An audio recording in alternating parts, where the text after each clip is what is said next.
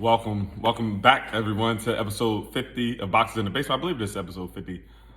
I don't know. I had to do some edits, and I've been off grid for a while, but we back by popular demand. I appreciate everybody that reached out that was asking for the content, so we back in the mix. Shout out to Weatherman Vision. Free shirt. I like their customer service, their customer loyalty, customer appreciation. I actually got a phone call, real short story. I'm real skeptical about that, scam callers and all that, but they did give the rundown, a number of different things that I knew that it was a legitimate call, and they just was asking me questions they didn't want anything from me, but what mattered to me, why I chose them, everything like that. And they send you emails of things, so I appreciate. We're gonna get into the Kyrie 7 Weatherman edition, regular Kyrie KI box. I actually got 3 pairs of these, so if anybody needs a pair, hit me up if I got your size. Boom. So let's get into some of the talking pieces, but I do like how they came to this conclusion. Kevin Durant, I'm a fan of the KD Weatherman edition. I forget, I know it was 5 and maybe 7 numerical attachment of what the Weatherman shoes were. Since they're teammates, it was a cool spin-off. Kyrie normally goes to the Mamba mentality, to Kobe, also to the Bruce Lee. That's where they normally derive their template to get their theme for the shoe. I'm a fan of the silhouette of Weatherman, so when you attach that with the Kyrie, and I'm a fan of the Kyrie shoes, I just like the whole, we'll get into the sole and everything like that. But these are actually phenomenal. So I'm gonna just sit this here. Hopefully y'all can see that. It kept the concept of the KD Weathermans, but it just had some of the little accent pieces, like the shark teeth right here. It does have the ridges. They didn't take anything out from the mold of the shoe. That's basically what I'm trying to say. It has the pull tabs right here to give you lockdown. I actually played in these. I don't know if it's a little wet. I always take a Lysol wipe and wipe down my shoes and then dry it off with a paper towel. You hoopers out there, if you want to preserve the life of the sole of your shoe, do that. Let's go to the thermal look on the bottom of the sole. I do like that.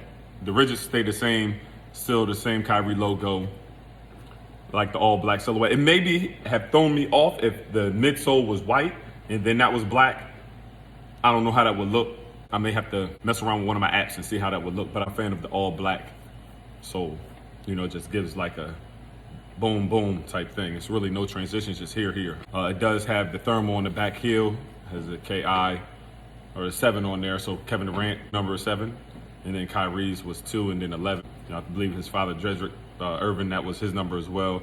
It says his legacy is going to live on forever. So that's a little spinoff into the Kobe, which I was alluding to earlier. I don't want to make this too long and drawn out. I try to condense it, but I do want to make sure I have the content in there, the sizing. You can go true to size. So why do you choose your sneakers, or why do you choose performance sneakers? Sneakers are worn off of relationships, all that I just mentioned.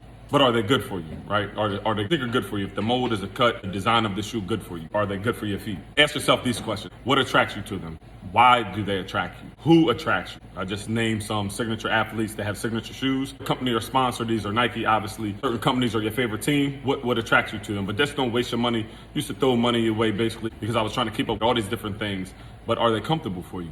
These are actually comfortable. Like the way that this cut, Achilles protection, it has this padding in there, which is cool. There's the forecast calls for a thunderstorm, and every time Kyrie and KD plays, it is a thunderstorm. Or do they butcher up your feet, or they just for a certain look, whatever the case may be? Will they damage your feet in the long run? So some people do have bunions and they play. Is it a hard TPU material right here, or is have a little flexibility, a little give? This has mesh, so it really has breathability and it has flexibility. But I was mentioning too earlier, were made in Vietnam, actually. Certain shoes, normally Nike, are made in China. They're kind of simple. They get pieces from different places and they put them together. But these are actually made in Vietnam. These are actually a little bit more room, basically. The ones in China fit a little bit smaller are the ones that are produced there. So then you have to go up a half a size. But here's a jewel for you guys. Sometimes you have to try on the shoe. But for these ones, you have to look and see where the shoe was made, and then it, goes off of the sizing. What about the functionality and performance? Are they good? Yes, they're good. Has the rubber that goes up a little bit on this sole for the cutting. You know how Kyrie likes he's real shifty. I mean, that's about it. All the polymers and different things you can use the website to see what material it is.